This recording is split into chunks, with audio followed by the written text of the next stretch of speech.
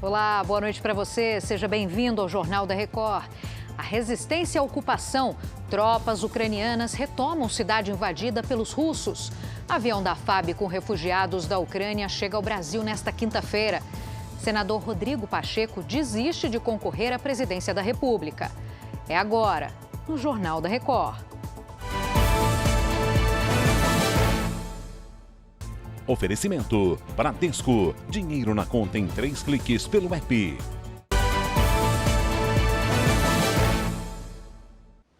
As forças ucranianas conseguiram resistir à tentativa de ocupação russa da cidade de Dergak, nos arredores de Kharkiv. As tropas russas teriam começado a cercar a região, mas sofreram um contra-ataque. E o ministro das Relações Exteriores da Ucrânia, Dmytro Kuleba, acaba de chegar na Turquia para uma nova rodada de negociações. Ele deve encontrar o chanceler da Rússia, Sergei Lavrov, daqui a algumas horas. 2 semanas depois da invasão russa na Ucrânia, parte da população tenta deixar o país. Nesta quarta-feira, uma maternidade foi bombardeada. Ao menos 17 pessoas ficaram feridas e a nossa equipe de reportagem, que está em Lviv, mostrou o abrigo mais seguro da cidade, um museu.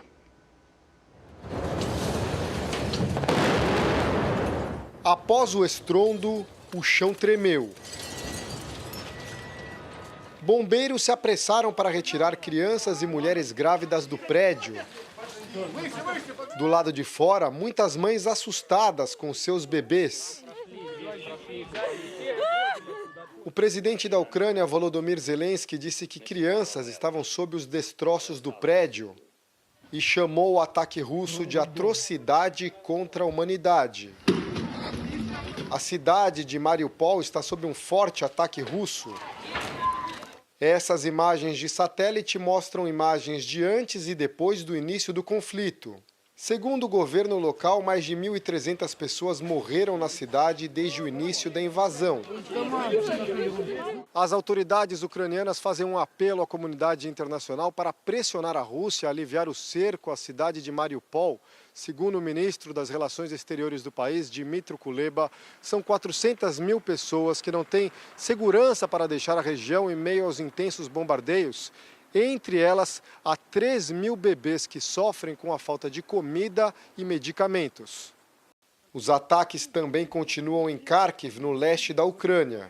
A região está deserta e muitos prédios já foram destruídos. A ofensiva acontece em meio a um acordo de cessar-fogo entre Rússia e Ucrânia. Nesta quarta-feira, os países anunciaram uma série de corredores humanitários para permitir que os civis escapem dos combates. A Polônia é o principal destino dos refugiados ucranianos. Um levantamento da ONU revelou que mais de 2 milhões de refugiados deixaram o país desde o início do conflito. Mas, enquanto as tropas russas avançam, muitos decidem ficar. Na capital, Kiev, novos recrutas são treinados para usar armas antitanques que acabaram de chegar ao país.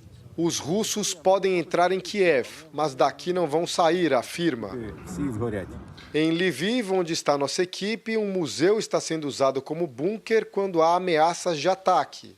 A história de Lviv tem ajudado a proteger a população da cidade nos alertas de possíveis ataques russos. Essa é uma construção de 400 anos e, seguindo os padrões da época, as paredes reforçadas de tijolos têm 4 metros de largura. No local funciona um museu, mas desde o início da guerra as visitações estão interrompidas porque toda vez que toca a sirene, cerca de 300 pessoas se abrigam nos corredores do local que é considerado o mais seguro da cidade. A situação é muito triste, mas é bom saber que nosso patrimônio cultural pode proteger nosso povo, diz o historiador. Pelas ruas de Lviv circula um carro com a bandeira do Brasil. O motorista é Rodolfo Caires. Você está indo para onde agora, Rodolfo? Agora a gente está indo na estação de trem de Lviv, buscar pessoas, ver ali quem está precisando para atravessar a fronteira, né? Levar para a Polônia hoje ainda. Você não sabe nem quem você vai pegar, mas se tiver uma pessoa precisando de ajuda... Chegando lá, a gente vai fazer uma triagem, vai ver quem procura a gente, mas sempre tem pessoas precisando. O brasileiro que vive na Irlanda viajou para o leste europeu para se tornar voluntário durante a guerra. e agora passa os dias dirigindo entre a Polônia e a Ucrânia. A gente está se aproximando da estação de trem de Lviv, por onde os refugiados chegam das áreas de mais intenso conflito. E essa é a 5ª vez que o Rodolfo cruza a fronteira para a Ucrânia em apenas 12 dias. Ele fez uma base na Polônia e a cada 2, 3 dias ele volta para cá para tentar resgatar refugiados que precisam de ajuda para sair do país, para sair das áreas de conflito. Em frente à estação, Rodolfo distribui bebidas, principalmente para famílias com crianças. Agora, Rodolfo segue para a fila de refugiados que buscam transporte para a Polônia. O Rodolfo está tentando explicar para a família, que a mãe, com 2 filhos, que ele pode levá-los para a Polônia.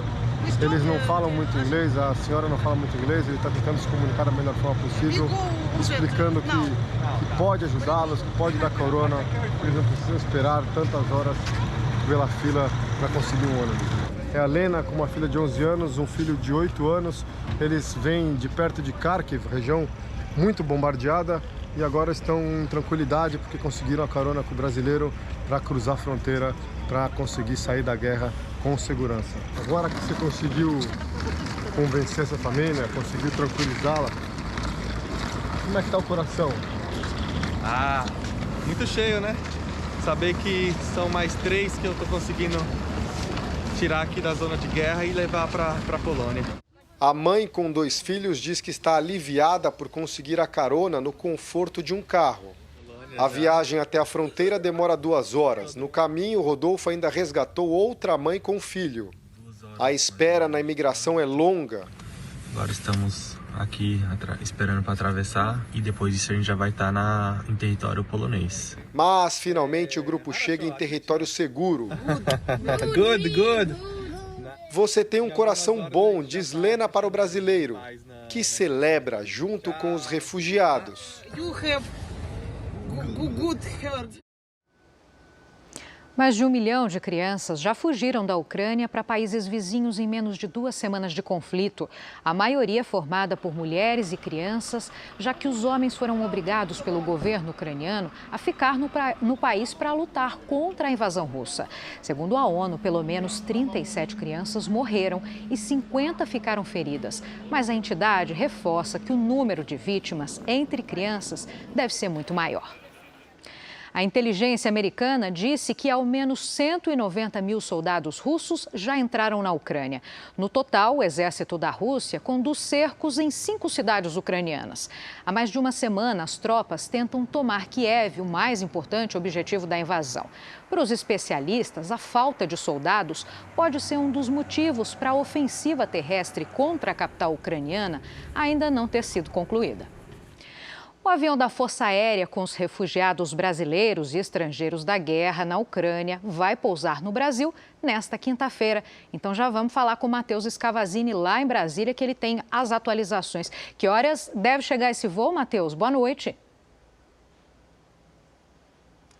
Boa noite, Giovana. A previsão é que o avião chegue à base aérea aqui de Brasília pouco depois do meio-dia.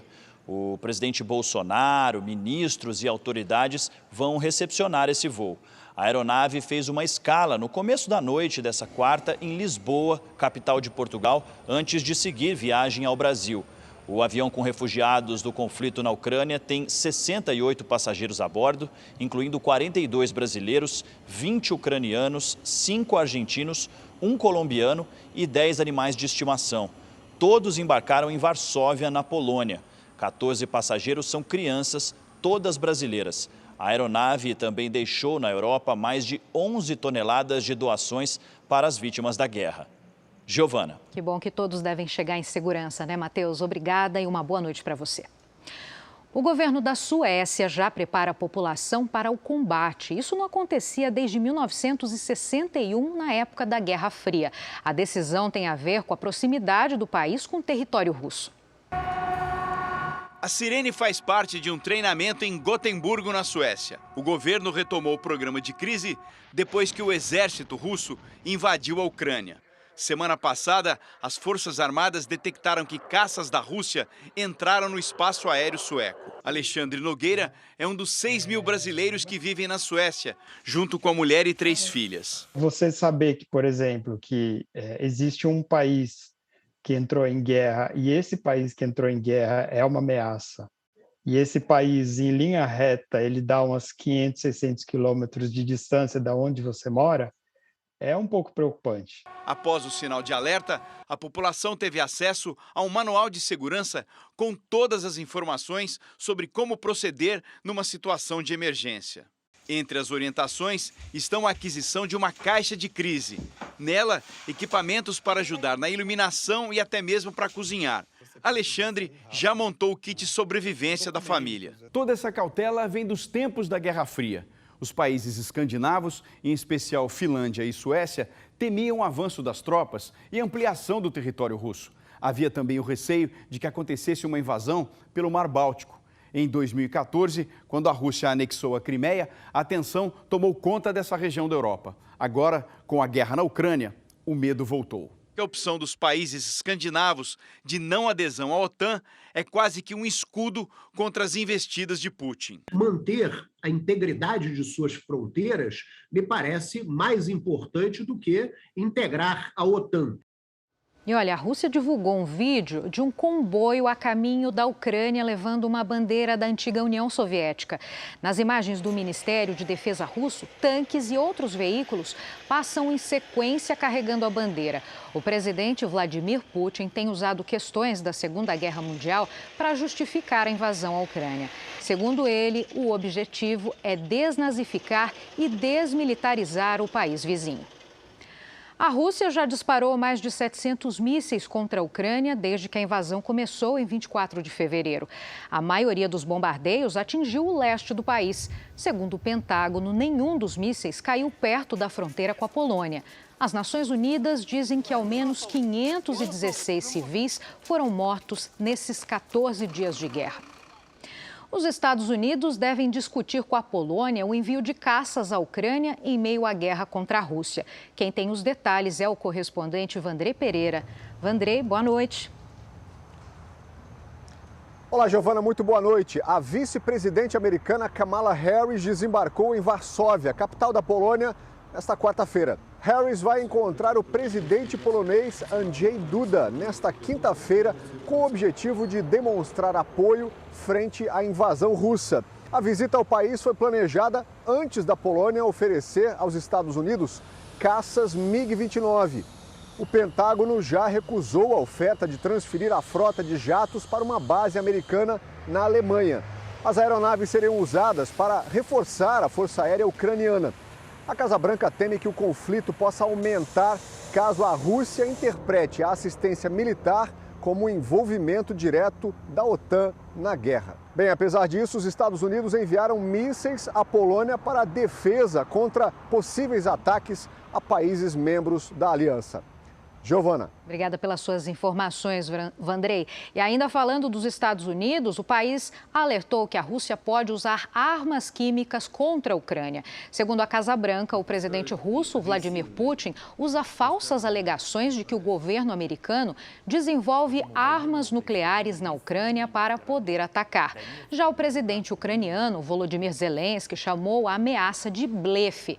No final de fevereiro, Putin ordenou que as forças nucleares russas entrassem em alerta máximo. E a União Europeia decidiu aumentar ainda mais as sanções contra a Rússia e Belarus como consequência da invasão à Ucrânia. Foi mais um golpe à economia russa imposta pelos 27 países da União Europeia. Os novos bloqueios são contra 160 bilionários e empresários ligados ao governo russo.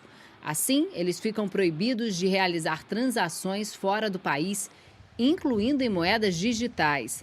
As medidas já atingem cerca de 860 russos e aproximadamente 80 empresas.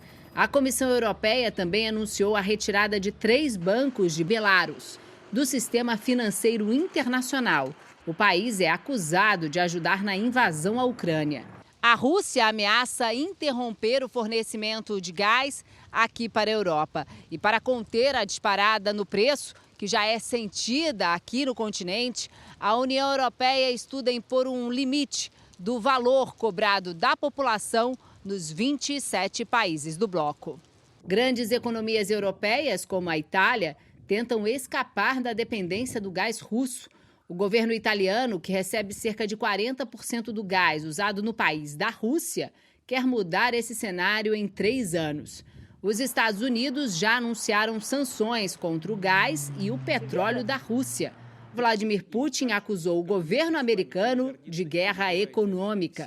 Em visita à Polônia e à Romênia, a vice-presidente dos Estados Unidos, Kamala Harris, deve discutir nos próximos dias novas sanções a Moscou com aliados europeus, além de ajuda militar, econômica e humanitária à Ucrânia.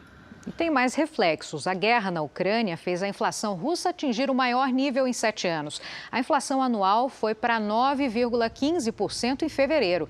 Segundo autoridades russas, os preços de quase tudo, do pão à gasolina, dispararam no último mês. Na terça-feira, o Banco Central da Rússia suspendeu a venda de moeda estrangeira por 6 meses. A medida tenta impedir uma desvalorização ainda maior da moeda nacional, o rublo. Especialistas acreditam que a suspensão do fornecimento de gás natural da Rússia para o resto do continente europeu pode aumentar a demanda por matéria-prima do Egito. Quem traz os detalhes é a correspondente Bianca Zanini. A mudança pode compensar algumas das perdas que o Egito já vem sofrendo por causa da guerra, incluindo a alta nos preços da importação de trigo e baixa no turismo. O país alcançou a autossuficiência em 2019 e tem trabalhado para se tornar o maior produtor de gás natural do mundo. No começo do ano, o governo egípcio anunciou investimentos de mais de 6 bilhões de reais na produção e exploração de gás natural. Com as novas sanções russas e o aumento da procura por outros países, esse valor deve ser ainda maior. Do Cairo, no Egito, Bianca Zanini. Agora aqui no Brasil, os vereadores de São Paulo aprovaram agora à noite um projeto para o pagamento de indenização a moradores de áreas de risco. O Pedro Leão chega agora para explicar esses detalhes para a gente. Boa noite, Pedro. Boa noite, Giovana, a todos que acompanham o Jornal da Record. Essa é uma iniciativa que visa retirar famílias dessas áreas de risco e também evitar tragédias, como as que vimos nesse período de chuvas. O projeto de lei enviado pela Prefeitura à Câmara prevê que o pagamento seja feito para imóveis que existem há mais de 5 anos. A indenização pode variar de 30 até o limite de R$60 mil. Isso deve ser feito com base em uma série de critérios, avaliação técnica e também laudos da Defesa Civil e das subprefeituras da capital. O projeto foi aprovado com 2 emendas. A pessoa que ocupar uma área de onde uma família já foi retirada e indenizada não tem direito à nova indenização. E os valores de pagamento previstos em lei vão ser corrigidos conforme a inflação. O documento agora vai para a sanção do prefeito de São Paulo, Ricardo Nunes. Giovana? Obrigada. Tem que ser tudo bem amarradinho para garantir a segurança das famílias, mas ao mesmo tempo também para não dar problema para as prefeituras, para a Prefeitura de São Paulo, aliás. Obrigada, Pedro. Em Minas Gerais, o Tribunal Regional do Trabalho decidiu que a Vale deve pagar R$1 milhão por trabalhador morto no rompimento da barragem de Brumadinho. Virgínia Nalon, então, traz os detalhes desse assunto. Boa noite, Virgínia. E Giovana, boa noite para você. 171 famílias podem ser beneficiadas com essa decisão. A Justiça já tinha negado o recurso, mas a Vale pediu uma nova análise em julho do ano passado e a negativa do TRT veio agora. Por isso, fica mantido o pagamento de R$1 milhão por trabalhador morto no rompimento da barragem da mina do Córrego do Feijão. Durante a votação, os desembargadores também negaram o recurso do Sindicato de Brumadinho, que pediu um valor 3 vezes maior. O rompimento da barragem de Brumadinho aconteceu há mais de 3 anos e a tragédia deixou 270 mortos. Em nota, a empresa disse que vai analisar a decisão assim que for publicada e que deve recorrer mais uma vez. Giovana. Obrigada pelas informações. Boa noite, Virgínia. Em Petrópolis, cerca de 800 pessoas ainda estão nos abrigos improvisados pela Prefeitura. Isso 3 semanas depois do temporal que destruiu parte da cidade. O Leonardo Ack traz as informações direto do Rio de Janeiro. Boa noite, Léo. Boa noite, Giovana. Boa noite a todos. Olha, as famílias estão em 25 postos montados pela cidade, em escolas, igrejas e associações de moradores.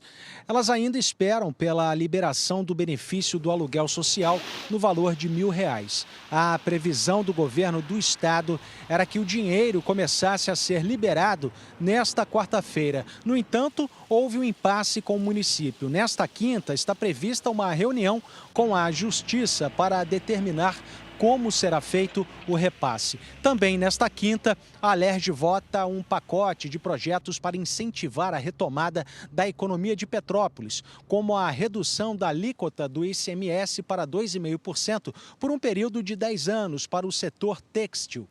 As chuvas em Petrópolis provocaram 233 mortes. 4 moradores continuam desaparecidos. Giovana. Obrigada pelas informações, Léo. Ainda sobre Petrópolis, o secretário nacional de Defesa Civil disse que a cidade deve levar muitos anos para se recuperar do desastre ambiental do mês passado. O coronel Alexandre Lucas participou do JR Entrevista desta quarta-feira. As ações de resposta, de restabelecimento de serviços essenciais e de reconstrução continuam. Ainda há várias equipes, né, tanto locais quanto do Estado, e também através de liberação de recursos do governo federal, todas as ações continuam ainda acontecendo lá, principalmente em relação ao restabelecimento e ao atendimento às pessoas. Quer dizer, esse trabalho é um trabalho que vai longe, né, coronel? Mesmo depois daquele momento assistencial em que se retira vítimas e tudo mais, existe todo um trabalho constante para tentar, de certa forma, recuperar o que é possível, né? Na realidade, eu acredito que esse trabalho vai durar anos, porque o deslizamento desses morros lá provocou muito entulho, modificou, inclusive, a geografia de partes da cidade, né? E a remoção desse material, por exemplo, demanda estudos, demanda engenharia, geotecnia, de tal forma que não é simples. E, então, eu imagino que a reconstrução do que foi destruído vai demorar anos. E sempre que acontece uma tragédia como essa, com um número tão grande de vítimas, todo mundo se pergunta, mas não era possível prever, não havia nenhuma forma de evitar. A gente tem até aqui o dado de que um alerta foi emitido, né, de evento meteorológico muito intenso pelo Centro Nacional de Monitoramento. Dava para evitar, quando acontece um evento desse, ou é emitido um alerta desse, o que deve ser feito? Essa pergunta sua é muito importante, porque a maioria dos casos que acontecem no Brasil de chuvas, é possível evitar mortes, é possível evitar danos, a maioria. Nesse caso de Petrópolis, a magnitude da chuva num curto espaço de tempo e a geografia da cidade, ela, em qualquer lugar do mundo que caísse aquela quantidade de chuva, com aquela geografia, teríamos muitos problemas. Então, daria para evitar, é difícil a gente falar. O que eu proponho agora é que a gente estude esse caso especificamente para a gente ver onde o poder público poderia aprimorar os seus mecanismos de alerta e os mecanismos de autoproteção e proteção comunitária e onde que, infelizmente, em função daquela magnitude, nós não teríamos o que fazer. A Câmara dos Deputados aprovou agora à noite a urgência para a votação do projeto de lei para liberar a mineração em terras indígenas. Isso quer dizer que a tramitação do texto vai ser acelerada, podendo ser votado diretamente no plenário sem passar por comissões. Mesmo assim, o presidente da Câmara, Arthur Lira, diz que vai dar 30 dias para um grupo de trabalho analisar o projeto de autoria do governo federal. A previsão é que a votação aconteça no mês que vem. A partir desta quinta, as ligações de telemarketing vão ser identificadas pelo prefixo 0303. A medida garante ao consumidor a escolha de atender ou não a ligação. De repente, um número desconhecido aparece na tela. É mais uma ligação inesperada de telemarketing. Difícil é quem não se sente incomodado. Todos os dias e constantemente, uma média de mais de 6 ligações ao dia. Parei de atender e acabo perdendo clientes por isso. Só hoje, 1, 2, 3, 10, 12. 12 ligações. 12 ligações. Mas isso não deve continuar assim. As empresas que ligam para o consumidor oferecendo produtos ou serviços vão ter de usar um código específico antes do número normal da linha. É o 0303. Com isso, fica fácil identificar que se trata de uma chamada de telemarketing. Hoje o consumidor não tem a opção, ele confunde as ligações de telemarketing com ligações importantes de trabalho, de família, então ele acaba atendendo números desconhecidos para não correr o risco de deixar de atender uma ligação importante. O consumidor já tinha a opção de cadastrar o próprio telefone por meio da plataforma Não Me Perturbe, evitando assim chamadas indesejadas, mas isso não tem sido o suficiente.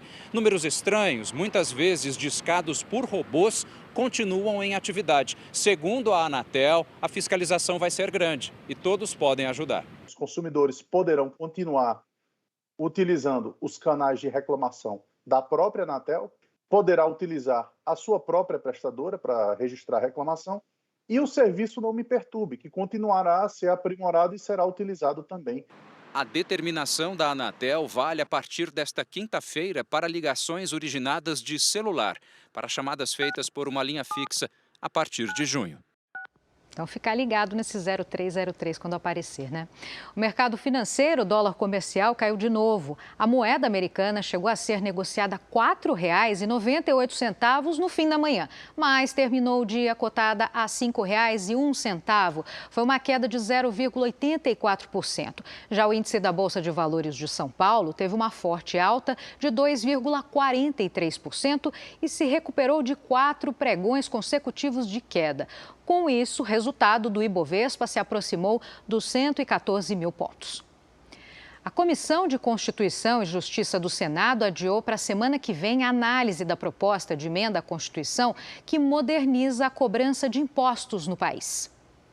A votação ficou para a próxima quarta-feira. O texto, já afinado com o governo federal, estados, municípios e setor produtivo, não deverá sofrer grandes alterações. Então, se esse assunto que já passou por milhares de horas de audiências públicas no Senado, na Câmara, em comissão mista, reuniões aos montes.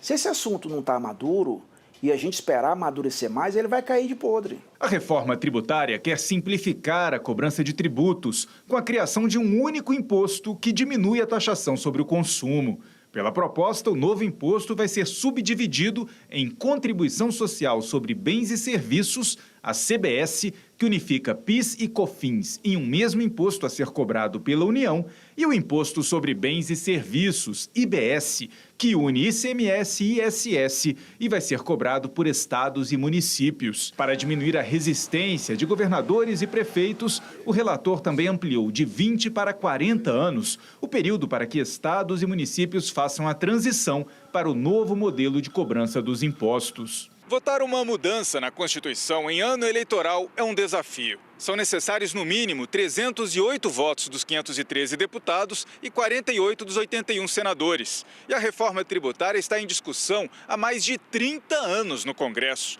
Mas no Senado, a meta é aprovar a proposta ainda neste primeiro semestre do ano, antes que os parlamentares se dediquem às eleições. A reforma tributária mais ampla, que é a PEC 110, ela dá um prognóstico melhor, né, de estabilidade, de previsibilidade no futuro. Mas ela ainda está na CCJ do Senado, há um longo caminho pela frente. O sistema de impostos do Brasil é considerado um dos mais complicados do mundo e atrapalha o crescimento econômico. O sistema tributário, a tributação não pode ser nenhuma vantagem e nenhuma desvantagem competitiva. Infelizmente, tamanha é a complexidade do sistema, as empresas passam mais de 2.000 horas ao ano apenas para ficar em conformidade com as leis. O nosso sistema tributário ele já é ultrapassado e a PEC 110 tem esse objetivo, simplificar para tornar o sistema tributário mais justo e menos desigual.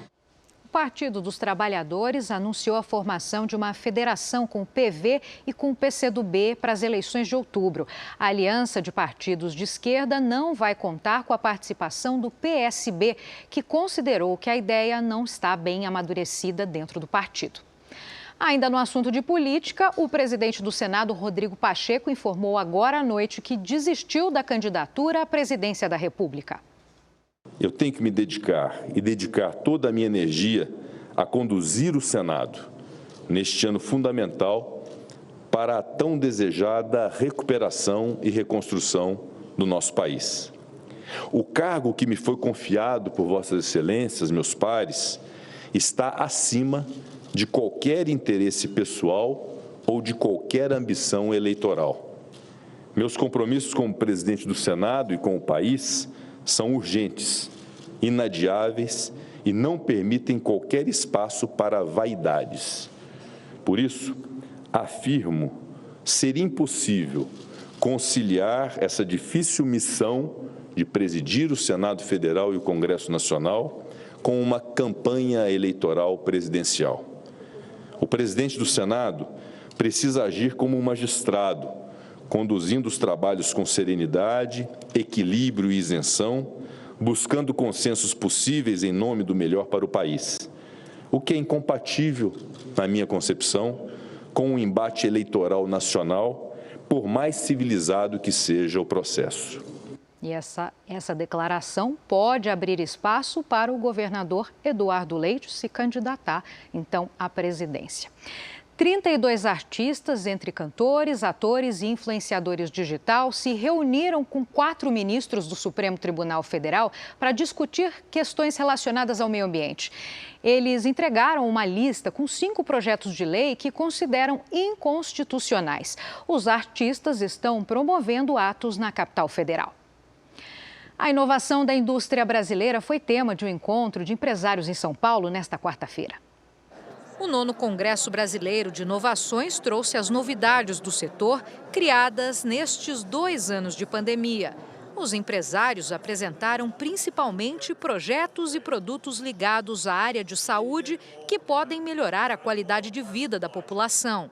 O evento foi realizado pelo SEBRAE e pela Confederação Nacional da Indústria. A pesquisa que nós lançamos aqui agora já demonstra que 75% de empresas brasileiras que participaram da pesquisa têm a inovação como uma das suas prioridades na gestão e no crescimento das empresas.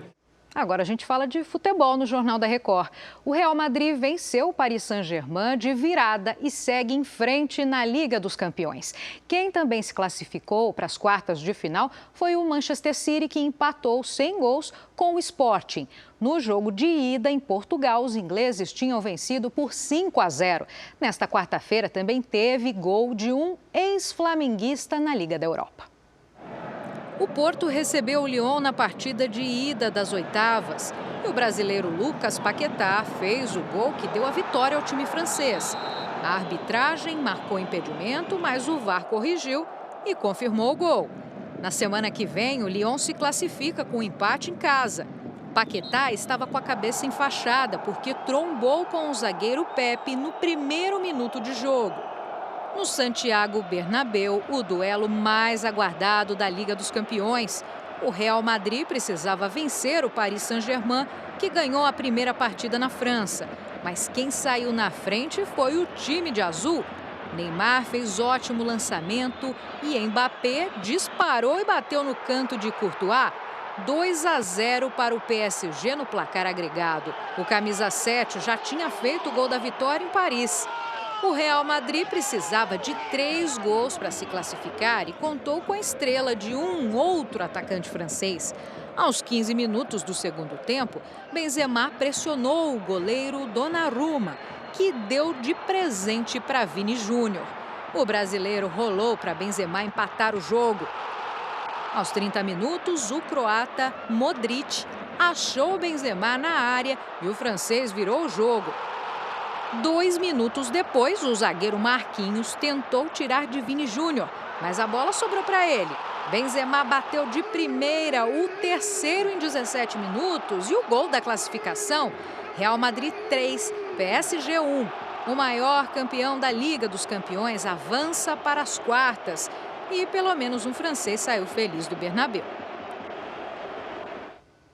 E agora à noite, Internacional e Grêmio disputaram o Grenal que deveria ter acontecido há 11 dias pelo Campeonato Gaúcho. Na ocasião, o ônibus do Grêmio foi atacado com pedras por torcedores adversários e a partida acabou cancelada. O único gol no Beira-Rio saiu no fim do primeiro tempo. Bustos cruzou, Maurício não alcançou e David mandou para a rede. Internacional 1, Grêmio 0. Os dois times têm 18 pontos na tabela, logo atrás do líder Ipiranga, que tem 21. E mais atualizações do futebol. Pela Libertadores, o Fluminense venceu o Olímpia do Paraguai por 3-1. O tricolor pode perder por 1 gol de diferença na semana que vem em Assunção, que mesmo assim garante vaga na fase de grupos da competição sul-americana. E teve mais surpresa na Copa do Brasil. O Azures do Paraná eliminou o Mirassol, que tinha surpreendido o Grêmio na primeira fase. E a maior zebra da noite foi o Vasco, que perdeu nos pênaltis para a Juazeirense da Bahia. Essa edição do Jornal da Record termina aqui. Outras notícias no Fala Brasil, 8h30 da manhã, nesta quinta-feira. E você fica agora com o Fala Que Eu Te Escuto. Obrigada pela sua audiência. Ótima noite para você. Até amanhã.